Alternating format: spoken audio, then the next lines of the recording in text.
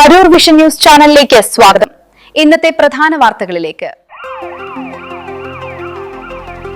ചന്തിരൂരിൽ ഉയരപ്പാതയിൽ നിന്ന് ഓയിൽ ചോർന്നു വീണു. ബൈക്കുകൾ തെന്നി വീണ് അപകടം. ഫയർഫോഴ്സ് ഇടപെട്ട് മണലിട്ടു. ചന്തിരൂർ ദേശീയപാത വികസനത്തിന്റെ ഭാഗമായി ചന്തിരൂരിൽ നിർമ്മാണത്തിലിരിക്കുന്ന ഉയരപ്പാതയിൽ നിന്നും താഴേക്ക് ഓയിൽ ചോർന്നു വീണ് അപകടം. റോഡിൽ ഓയിൽ പരന്നതിനെ തുടർന്ന് നിരവധി ബൈക്കുകൾ തെന്നി വീണു. ഇന്ന് രാവിലെ 11 മണിയോടെയാണ് സംഭവം. ദേശീയപാതയുടെ പടിഞ്ഞാറ് ഭാഗത്തായി അടിപ്പാതയിലേക്കാണ് മുകളിൽ നിന്ന് ഓയിൽ ഒലിച്ചിറങ്ങിയത്. ചന്തിരൂർ കുമർത്തുപടി ക്ഷേത്രത്തിന് എതിർവശമുള്ള വോൾവോ സർവീസ് സെന്ററിന് മുൻപിലായിരുന്നു ഈ അപകട മേഖല. നിർമ്മാണ പ്രവർത്തനങ്ങൾ നടക്കുന്ന മുകൾ ഭാഗത്തു നിന്നും അപ്രതീക്ഷിതമായി ഓയിൽ താഴേക്ക് പതിക്കുകയായിരുന്നു. റോഡിൽ ഓയിൽ വീണത് ശ്രദ്ധയിൽപ്പെടാതെ വന്ന ഇരുചക്രവാഹന യാത്രക്കാരാണ് അപകടത്തിൽപ്പെട്ടത്.